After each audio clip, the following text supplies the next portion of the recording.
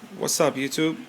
This is Mike, aka Bumblebee, coming at you with another video of my 180 gallon tank and the equipment that I purchased from Marine Depot. I was looking at this video here. I just thought I'd take a quick video of it. It's beautiful. It's called Doug's Aquarium. You can look it up on YouTube. Gorgeous, gorgeous tank. It's actually titled Dedicated Lost Tank. Dedicated to this lost tank. As you can see, this is just overwhelmed with beauty. This is an iPhone 4 that I'm actually recording from, so it's not really doing no justice for this video. But anyway, you can check that out. It's called Doug's Aquarium. Beautiful video. It's on HD too.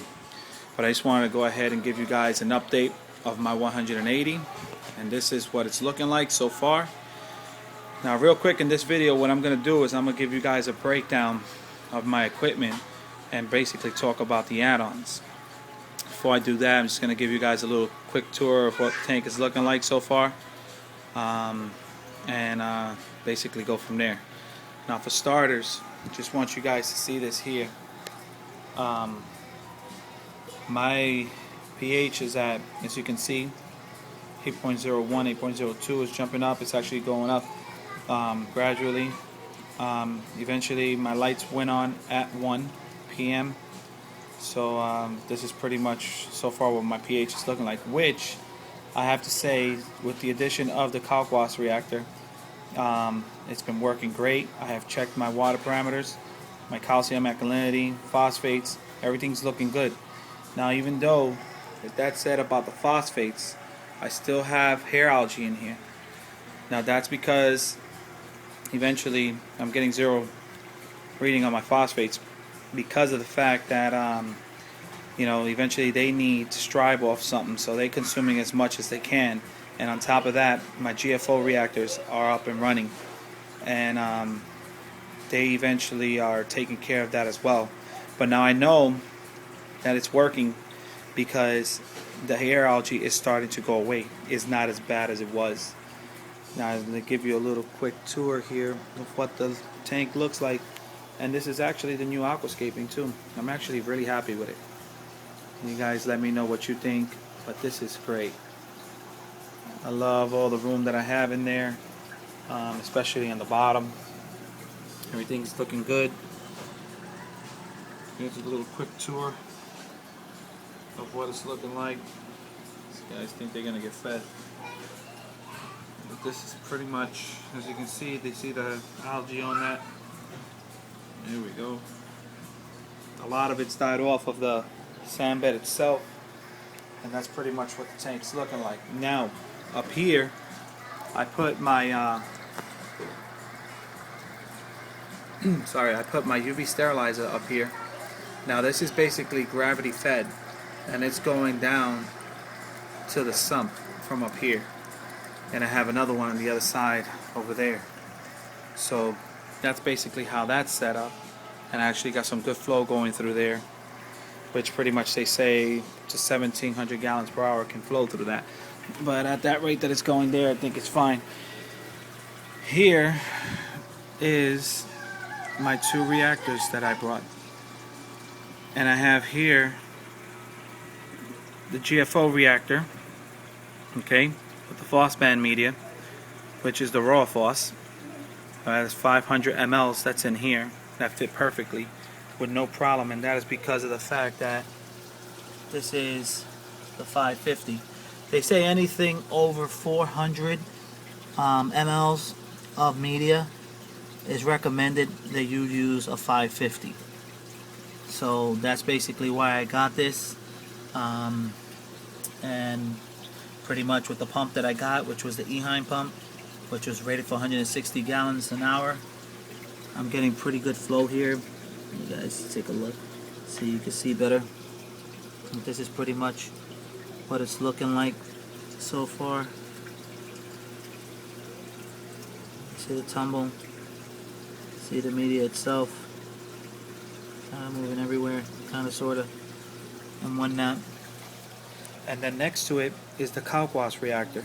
Now before I get to that and give you an idea of how I set that up, I want you guys to take a look at this calcium reactor here. Now this calcium reactor was given to me from another fellow reefer, and basically he was missing certain parts to it, and I guess that was one of the reasons why he was getting rid of it. So basically what I did is I modified it. This is my little creation here to unionize it. Now you can see here, this is the water that's fed from the sump. Sorry, not from the sump, from the tank, from the return pumps. I actually teed it off and have a line feeding in to here. Behind it here, right up here, is the line that comes from the CO2 cylinder, which is the bubble count there. Okay, and then this here is the effluent line, which is when basically it feeds it off into the sump. And I actually purchased this in my local in my local fish store. And this basically what I do is I dial it down here to control the amount of drips that comes out here. As you can see, it's actually off right now because I'm buying a new pump for it and getting new media. Ever since I've had that issue, my media turned brown for some reason. So this is why it's off.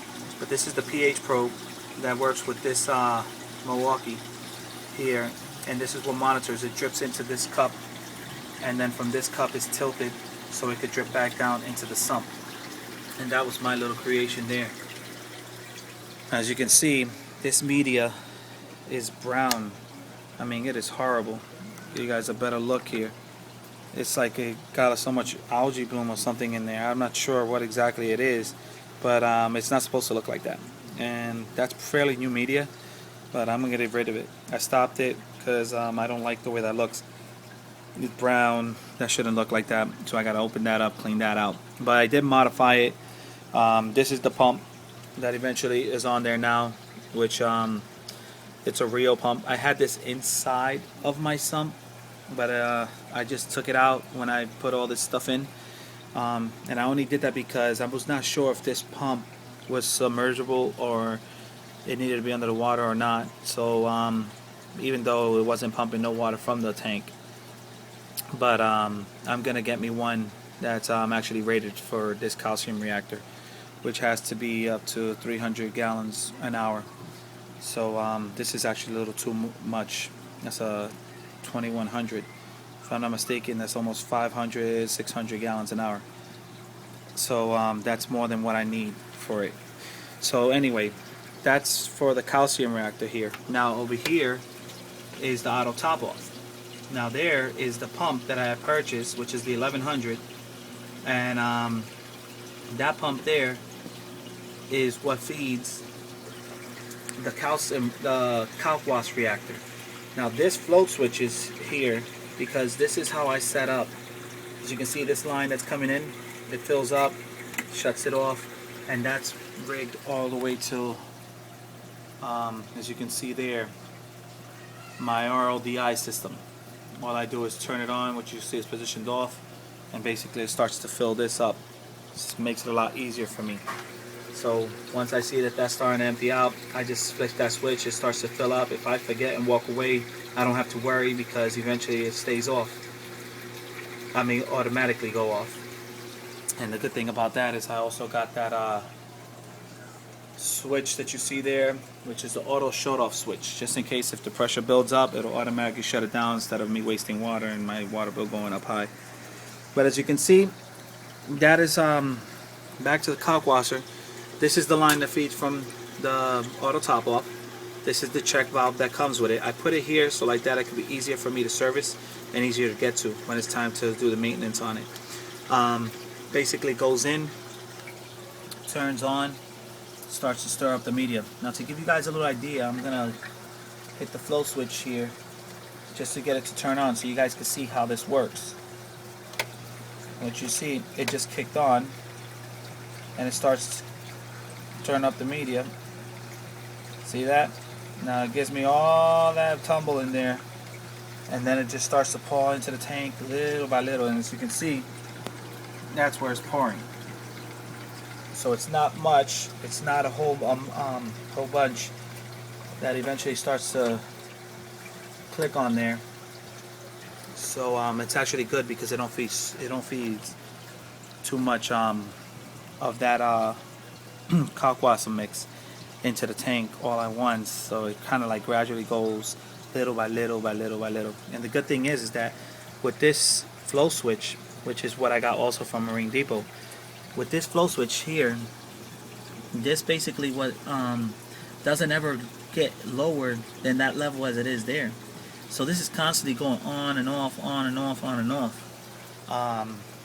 which is kind of like good because I don't introduce so much kalkwasser into the tank at once. And as you can see, this is the second day since I've purchased this, these reactors, and since I've installed it, and my pH is starting to gradually go up. So that's actually how I want it, which in another video I'm gonna make, I give you guys, for those who don't know, with your Reef Keeper Elite or even your Reef Keeper Lite, you can go ahead and set up your pH sensor. So when you have an auto top off, in this case with the kalkwasser, if it happens to be that lots of times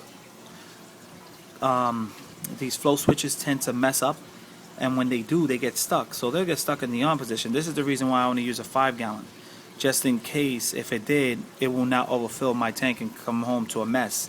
And at the same time, if it happens to be that this does get stuck, the sensor, once it reaches at 8.5 pH, will automatically shut down the pump. So basically, and that's how I have that hooked up, because this here is the one for the pump that's inside of the auto top off. Now that one will go off with the pH sensor. So when the pH sensor senses that, because of the fact that that got stuck, and then once the pH reaches 8.5, which in this case it will read fairly quickly because of the fact that the pH probe is just right over here in this same stage here where this empties, where this pours in. So as soon as that pH sensor reaches 8.5, it's automatically going to cut the power to that pump. So even if the flow switch stitch fail, it's not going to go back on until the pH eventually drops down to 8.3. So that's actually a plus there, which I'll make a video on that later. But basically, this is what it's looking like so far. I have here my GFO reactor, the 550, and the kalkwasser reactor. And here I only add 1 cup of kalkwasser, as eventually it's stated. And then basically here I put only 500 mLs, which is basically what's rated for this size tank. As you can see, my protein skimmer is working great. So I'm actually happy about that. Everything's fairly coming along. And let me give you guys a little look over here to this side. And here we have the Miracle Mud. Now as you can see here, I pretty much got, I would say, about an inch, a little over an inch of Miracle Mud in there. I only put these 3 little pieces of rock. I have tons of pieces of live rock back there with that pump. There's the Kato on the floor. And as you can see, these are the pH probes that I was referring to earlier. This is the pump here for the protein skimmer. And I do also have back there another GFO reactor, which is the one I was running at first. Because that one was already running for almost, this is like the 4th week, and that's when basically it starts to really kick in and work well. So that one's still on and running. Once all this stuff dies off, I'm going to eventually shut that one down and then basically run carbon in there. Now I do have the ChemiPure Elite, which is the bags that are somewhere down there. You can barely see it. But that's basically it. This is what it's looking like so far. This is what the Miracle Mud has been doing. I can honestly say that I've seen a difference as far as to my water quality. And why I say that is because my water is clear. I never saw it this clear since I've set it up. So basically this is what it's looking like so far. So stay tuned. I'll be making certain reviews on each and every one of the products that I have purchased. I just wanted to give you guys a little quick update of what it's looking like. And if anybody got any questions, comments, concerns, don't forget to write and subscribe. Thank you.